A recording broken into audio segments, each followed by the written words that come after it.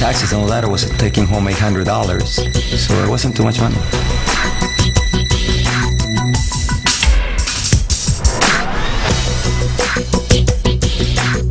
Well, I used to be a dental hygienist up in Canada, and I hated that job. You know, I cleaning other people's dirty teeth all day.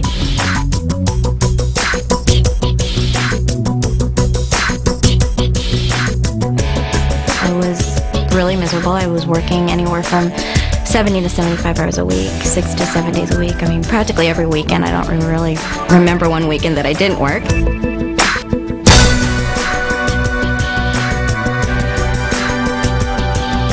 I couldn't just quit what I was doing and stay home with my son as I wanted to. Literally, someone else was raising our child. And, it wasn't with our principles and our morals. And, that's no way to raise children.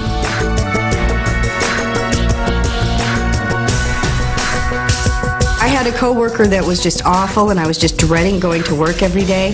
The place I was living in, I'm telling you, it was a shoebox. I was managing a store. I had a lot of nice suits in the closet, no money in the bank. And as I look 5 years down the road, everything looked pretty much the same. We got to a point where I just said, there's got to be a better way.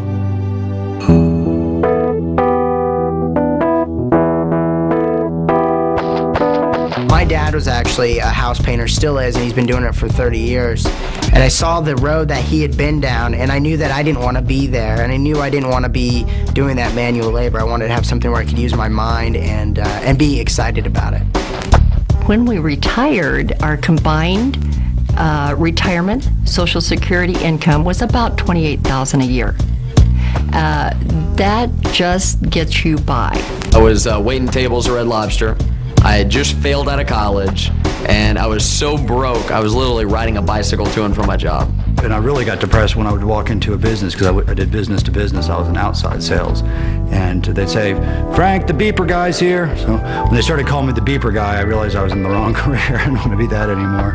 But you'd have to get all excited about it, and I wasn't excited about it. I was a wholesale furniture agent, which was great money, and but like I said, if I stopped selling, there was no income coming in. So essentially I was chained to the business. I had gone to law school, but for years I'd been a musician, and I thought, you can always be a lawyer. I want to be a rock and roll star. But the music business is nuts. It goes up and down. If I couldn't find a new tour, I'd be bartending and waiting tables and hoping that nobody would recognize me. Corporate America consisted of 60 to 70-hour work weeks, training executive management to do a job that I was doing, getting underpaid. And as the company grew, I became more valuable, so it was a double-edged sword. The better I was at what I did, the more responsibility that was thrown on me, and there's only one me, and I was doing the job of 3 or 4 people. And it wasn't recognized. It was taken for granted. And that took a toll on my life. I didn't have a life. We had a great team going. I was building homes and she was selling homes. The problem was I was building them during the day, and there was many times that she was out trying to sell, close a deal at night, so our paths very seldom crossed. I'd always planned on being successful and having to be able to retire. I always thought about that, but it didn't happen that way. I never have known anything else. I've never known any other type of options other than going to work and getting a paycheck in my other jobs. And when I came in here, I was blown away.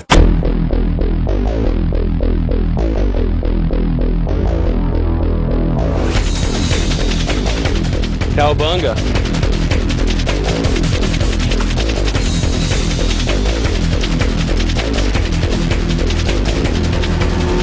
Big houses, great cars, for me it's shoes. If I wanted my boys to look very nice, I don't have to check the tag of the price. Get my clothes, put in the cart. We're changing lives. We're making a difference in the world. We're making a difference in the world. We're doing good in the marketplace, and that's everything.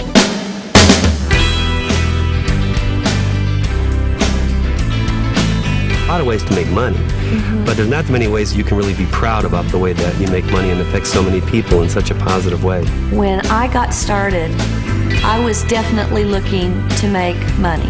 There's no question. I was not looking to change the world. I was looking to change my bank account. My first 3 days in the company, I earned about $300, mainly from retail. It was really exciting. It validated that you could actually make money. I remember my very first month, I made $1,000, and that was a lot of money. About a year and a half into the business, still part-time, I was making $2,500 a month. On average, we make anywhere between $1,500 to $2,500 in profit a month. In the first month, I made $300. I was very excited. Then $800 the second month, then $2,700 the third month, and then I decided to quit my job. First month in business without having a clue. Literally, our mentor said, do A, B, and C.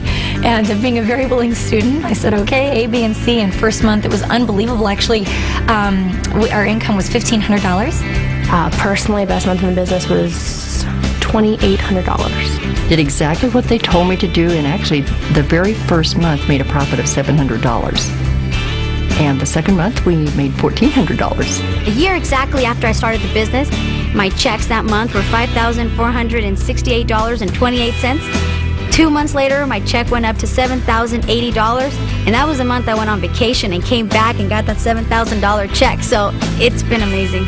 You know, the royalties grew 5 times in 5 months, and last month we hit about $16,000. And then when I got to 10,000, I thought, well, that wasn't so hard after all. Maybe I can get to 15, and I went from 15 to 20, and then to 30, and then even up to $40,000 a month. So it's just been amazing. A little over $25,000 a month. So I'm pretty excited.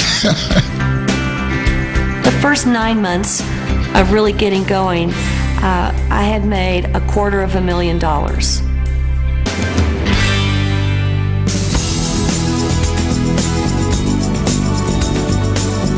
Everything already is really in place. We teach people exactly what to do, step by step.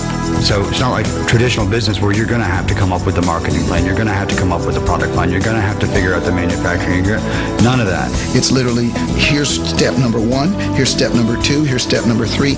So all you have to do is plug into the very extensive training program, start taking the first steps, which once you take the first step, that makes the next step easier. This is the perfect time and the right places and the right company. There's still people that say, you know, that's just too good to be true, but it's true. You know, I don't know what else to tell you.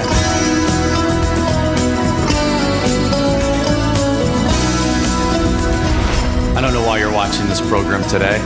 Maybe you're dissatisfied with your income. Maybe you're dissatisfied with your career. Maybe you're dissatisfied because someone else is raising your children, or you're just caught up in the rat race.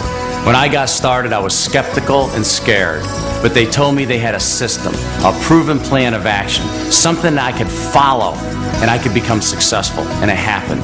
Thousands of people around the world have followed a step-by-step system, and today they're enjoying their lives, their dreams are coming true. You know, sometimes the worst place to be is on the fence, undecided what to do. Sometimes you just have to pick up the phone, stop procrastinating. Think about this. Is the government going to take care of you? Is corporate America going to take care of you? What about the economy? Sometimes when we're relying on all these other sources, it doesn't happen. Sometimes a reality check. You know, we have to look in our bank account. We have to look at what we've earned so far in our lives for working so hard. And possibly it hasn't happened for you yet. We are absolutely confident that if you call us, we could help you.